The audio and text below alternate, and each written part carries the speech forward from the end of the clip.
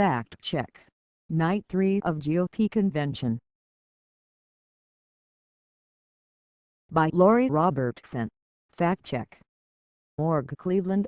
On the third night of the Republican Convention, Indiana Governor Mike Pence accepted his party's nomination for Vice President, and Senator Ted Cruz rejected calls to endorse the GOP ticket.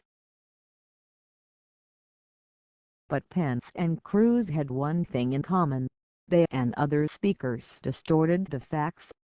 Vice presidential nominee Mike Pence said that Hillary Clinton's only answer to the debt is to keep borrowing and spending.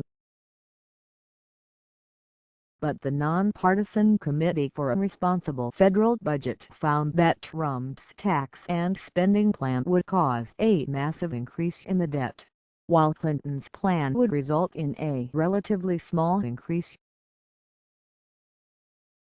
Pence said, "We cannot have 4 more years of apologizing to our enemies," an old claim from 2012 that Obama apologized to other countries. But we read through all the speeches in question and found none rose to the level of an apology. Pence said that nearly 150,000 new jobs were created in Indiana during his governorship. True, but 20 states and the District of Columbia had higher rates of job growth during the same time period. Trump claimed that the U.S. is one of the highest taxed nations in the world, but U.S. personal taxes aren't even in the top 10 among industrialized nations. The U.S. has one of the highest business tax rates. Florida Governor Darrell Scott claimed the U.S. has world record high debt. It actually ranks 39th out of 178 nations in terms of debt as a percentage of GDP. And he said the U.S. economy is not growing, when it is. Continental Resources CEO Harold Hamm wrongly said that America now has more oil than Saudi Arabia or Russia. The U.S. is now producing more petroleum, but the other 2 countries have much larger proved crude oil reserves. Texas Senator Ted Cruz claimed Iran had death to America and death to Israel holidays. It doesn't have such named holidays, but demonstrators aren't known to chant those messages on certain occasions. Both Cruz and Pence took a Hillary Clinton quote on the Benghazi terrorist attacks out of context, leaving the false impression that she didn't care about the deaths of 4 Americans. Pastor Darrell Scott falsely claimed that there was higher minority unemployment under President Obama, when, in fact, the unemployment rates for African Americans, Hispanics and Asians were all down. Pence on Clinton borrowing and spending in accepting the nomination. Indiana Governor Mike Pence said that as the national debt has nearly doubled in these 8 years under Obama, Hillary Clinton's only answer is to keep borrowing and spending. An analysis by the nonpartisan Committee for a Responsible Federal Budget concluded that Clinton's tax and spending plans would result in a relatively small increase to the nation's debt, while Trump's plan would result in a massive increase to the debt. Pence is correct about the debt nearly doubling under Obama.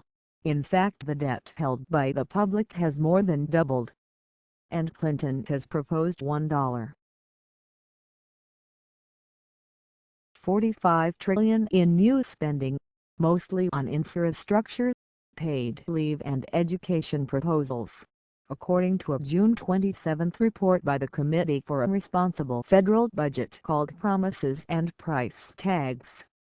But that new spending is largely offset by $1.2 trillion in new revenue from proposed tax increases for the wealthiest Americans.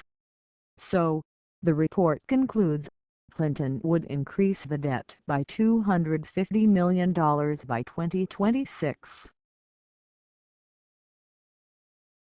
However, the report concluded that Trump's plan would have far more dire consequences for the debt. The group found that Trump's tax plan would result in $10.5 trillion less in tax revenues, which would be partially offset by $650 billion less in primary spending, together with $1.7 trillion in higher interest costs. The report concludes that the sum of Trump's policies would increase the debt by $11.5 trillion over 10 years. Our national debt is at post-war record high levels and projected to grow unsustainably, wrote Marc Goldwein, Senior Policy Director of the Committee for a Responsible Federal Budget. And neither former Secretary of State Hillary Clinton nor businessman Donald Trump would reverse course. Trump, in fact, would make our debt dramatically worse. The result is that under Clinton's plans, debt would grow from 75% of GDP today, it was half that before the Great Recession, to 87% of GDP by 2026. Goldwein wrote. Under Trump's plans, debt would grow to a whopping 127% of GDP by 2026. Goldwein noted that the estimates are subject to uncertainty.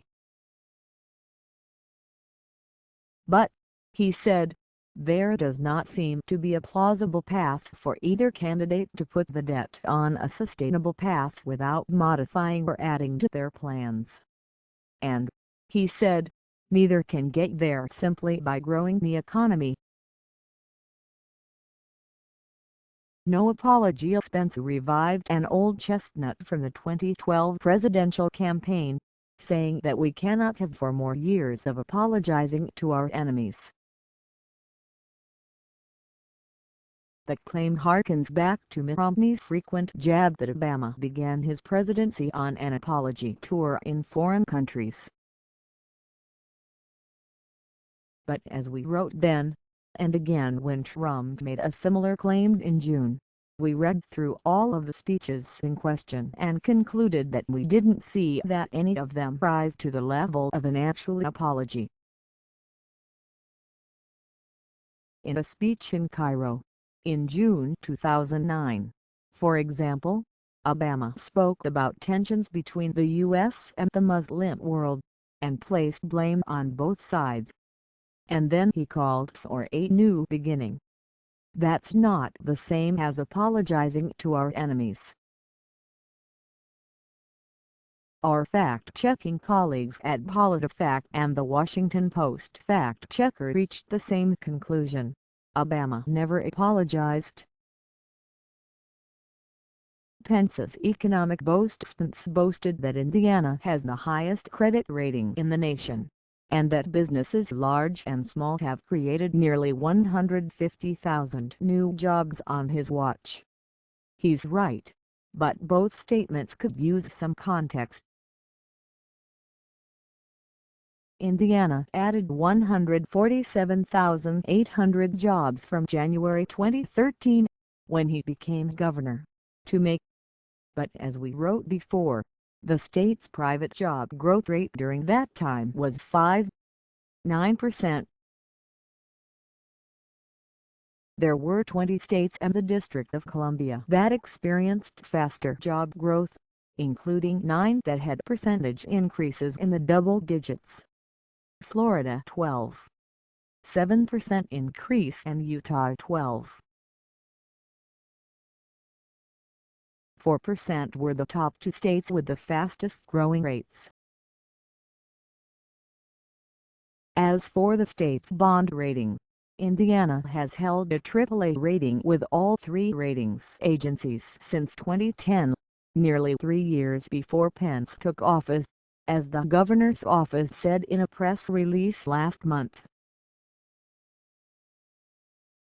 not among highest personal taxes. Eric Trump wrongly claimed that the U.S. is one of the highest taxed nations in the world. Though the U.S. has one of the highest business tax rates, U.S. personal taxes don't even break the top 10 among industrialized nations. Eric Trump may have borrowed the claim from his father, whom we have twice flagged for this incorrect assertion. The younger Trump may have been on firm ground had he been talking about business taxes. The U.S. has the highest business statutory tax rate among industrialized nations, but it was second to France when considering the marginal effective tax rate, according to an analysis by the Tax Foundation. But Trump did not specify that he was talking about business taxes, and he said if his father is elected president, he would allow our citizens a chance to keep more of what they earn, suggesting he was talking about personal taxes.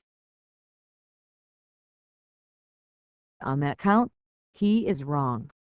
The U.S. ranked 27th out of 30 countries among industrialized nations when it comes to tax revenues as a percentage of GDP in 2014, according to the Organization for Economic Cooperation and Development. And it ranked 17th out of 29 industrialized countries when it comes to tax revenue per capita. Debt not a world record. Florida Governor Rick Scott claimed the U.S. has world record high debt, when, in fact, it doesn't, at least by the measure economists prefer. And he said the U.S. economy is not growing, when it island debt. According to the CIA World Factbook, the U.S. ranks 39th in public debt, measured as a percentage of each country's economic output, out of 178 nations listed.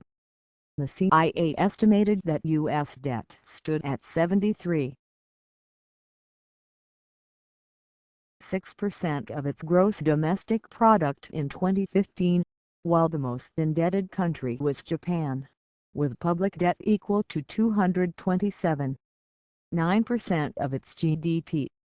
Greece stood at third, with debt equal to 171.3% of its GDP. It may well be true that the simple dollar value of U.S. debt is larger than that of any other country, but it's also true that the U.S. is by far the world's largest economy. So economists use debt as a percentage of GDP to make comparisons of how large the nation's debt is in relation to its ability to repay it. Growth. The most recent figures from the U.S. Bureau of Economic Analysis show the U.S. economy was growing at a yearly rate of 1% in the first 3 months of 2016, after growing at a rate of 4% in the final 3 months of 2015. These are real growth figures, adjusted for inflation. Furthermore, the U.S. economy has shown positive growth each year since the end of the 2007 to 2009 recession. GDP rose by 2.5% in 2010, 1.6% in 2011, 2% in 2012, 1.5% in 2013, 2.4% in 2014 and 2.4% for all of 2015. U.S. Oil Continental Resources CEO Harold Hamm said that America now has more oil than Saudi Arabia or Russia. Not so. The U.S. has passed Saudi Arabia and Russia in production of petroleum, but estimates put Saudi Arabia's and Russia's proved reserves of crude oil way ahead of the U.S. in 2014. The U.S. had 37 billion barrels of proved crude oil reserves, according to the most recent figures from the Energy Information Administration. Proved energy reserves, as defined by the EIA, are estimated quantities of energy sources that analysis of geologic and engineering data demonstrates with reasonable certainty are recoverable under existing economic and operating conditions. In that sense, the U.S. is far behind Saudi Arabia and Russia, which, in 2014, had proved reserves totaling 238 billion barrels of crude oil and 80 billion barrels of crude oil, respectively. Those estimates were the same in 2015, according to the EIA, which does not yet have a 2015 estimate for U.S. crude oil reserves. On the other hand, the U.S. is currently the largest producer of petroleum.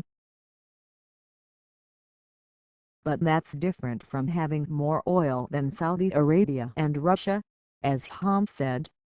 The U.S. produced 15.04 million barrels of petroleum per day in 2015, according to EIA figures. Saudi Arabia, with 11.95 million barrels per day, and Russia, with 11.03 million barrels per day, were second and third. However, figures for petroleum production include crude oil, natural gas plant liquids, condensates and other refined liquids. So based on just production of crude oil, including lease condensate, the U.S., with 8.65 million barrels per day, still trailed Russia, with 10.1 million barrels per day, and Saudi Arabia, with 9.7 million barrels per day, in 2014, which is the most recent year for EIA data. Iranian holidays. And Ted Cruz claimed that Iran celebrates as holidays a Death to America Day and Death to Israel Day. These aren't official names of Iranian holidays, but rather chants used by demonstrators, often on certain days.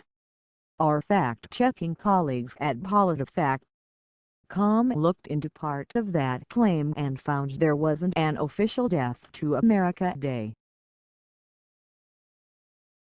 Cruz was referring to anti-American demonstrations on November 4, the anniversary of Iranian students' takeover of the U.S. Embassy in 1979 and the Iran hostage crisis. Cruz's office had referred PolitiFact to a 1987 Associated Press story that said Tehran radio had called the occasion Death to America Day. Other news reports indicated that commemoration of the day sparked anti-American demonstrations, but those reports didn't use the name Death to America Day. One scholar, Garrett Sick, who was also on President Carter's National Security Council at the time of the hostage crisis, told PolitiFact that the phrase is shouted at most events related to the revolution. In short, the anti-American sentiment is expressed on the anniversary of the hostage-taking, but PolitiFact found there wasn't a designated Death to America Day. As for a Death to Israel Day, we found a similar situation. News stories reported that demonstrators in Iran chanted Death to Israel on Al-Quds Day, which is held the last Friday of Ramadan. Al Jazeera and CNN described the day as one to show solidarity with Palestinians, but CNN said in a 2015 story that the day often becomes a bashing of Israel and the United States. Al Jazeera reported on July 1 of this year. Hundreds of thousands of Iranians have staged anti-Israel rallies across the Islamic Republic to mark Al-Quds Day, the country's annual Palestinian Solidarity Day, which falls on the last Friday of Ramadan. Footage from Iranian state television showed massive crowds demonstrating in the capital Tehran, chanting "Death to Israel." While demonstrators half-chanted the phrase on that day, the actual holiday is Al-Quds Day. Context makes a difference. Again, both Cruz and Pence took a Hillary Clinton quote on the Benghazi terrorist attacks out of context, leaving the false impression that she didn't care about the deaths of 4 Americans. We wrote about this claim on day 2 of the convention, when Senator Ron Johnson of Wisconsin and former Attorney General Michael B. Mukasey made similar claims. At a Senate Foreign Relations Committee hearing on January 23, 2013, Clinton did say, "What difference at this point does it make?" But she did so when Johnson asked if the attack on the diplomatic facilities in Benghazi was a spontaneous response to an anti-Muslim internet video, as initially claimed by the Obama administration, or, as the administration later admitted, a terrorist attack. See our latest Benghazi timeline. Johnson asked, "But, Madam Secretary, do you disagree with me that a simple phone call to those evacuees to determine what happened wouldn't have ascertained immediately that there was no protest?" Clinton said she didn't want to interfere with the FBI or State Department investigations. After some back and forth, she made the "what difference does it make" comment, which was a reference to his line of questioning, not the deaths of Americans. Cruz and Pence have every right to take issue with her answer, but they twist her words by claiming she said something that she did not. Minority unemployment Pastor Darrell Scott was incorrect when he said that minority unemployment had increased under President Obama. In fact, unemployment for African Americans, Hispanics and Asians, the nation's 3 largest minority groups, has declined significantly since Obama took office in January 2009. African American unemployment has fallen from 12.7% in January 2009 to 8.6% in June 2016, the most recent data from the U.S. Bureau of Labor Statistics. Over that same time period, the unemployment rate for Hispanic Americans has dropped from 10.1% to 5.8%, and the rate for Asian Americans has declined from 6.2% to 3.7%. Minority unemployment has fallen in absolute terms as well. The total number of unemployed African Americans was 1.68 million in June, down from 2.26 million in January 2009. And unemployment among Hispanics is also down from 2.22 million in January 2009 to 1.54 million in June. Asian unemployment is down from 435,000 in January 2009 to 358,000 in June, based on non-seasonally adjusted figures. It is true that Hispanics and African Americans continue to be unemployed at higher rates than all Americans. As of June, the unemployment rates for African Americans and Hispanics, 8.6% and 5.8%, respectively, were above the national unemployment rate of 4.9%. Contributing: Eugene Keeley, Brooks Jackson, Robert Farr, D'Angelo Gort, Zachary Gross and Ilana Nathans. For a full list of sources, see Fact Check. Org. Note to reader: Fact Check. Org's managing editor, Lori Robertson, is on the scene in Cleveland. This story was written with the help of the entire staff, based in Philadelphia and Washington, D.C. Next week, we will dispatch our staffers in Philadelphia for the Democratic Convention. We intend to vet the major speeches at both conventions for factual accuracy, applying the same standards to both.